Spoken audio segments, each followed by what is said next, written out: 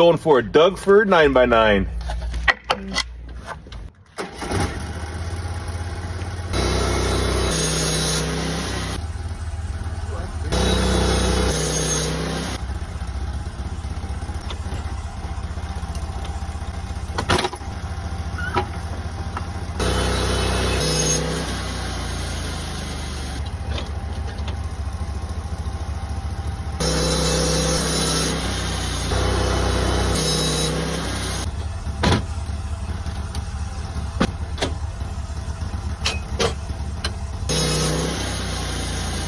Well, that didn't turn out too bad. I got a little bit of wane down here. This is actually 13 feet long, and I only need 12 feet, so that will get cut off anyhow.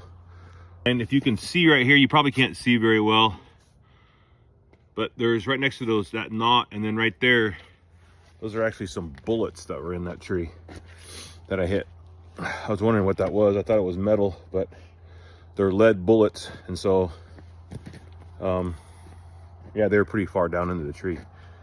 I got black stuff on my nose. That's cool.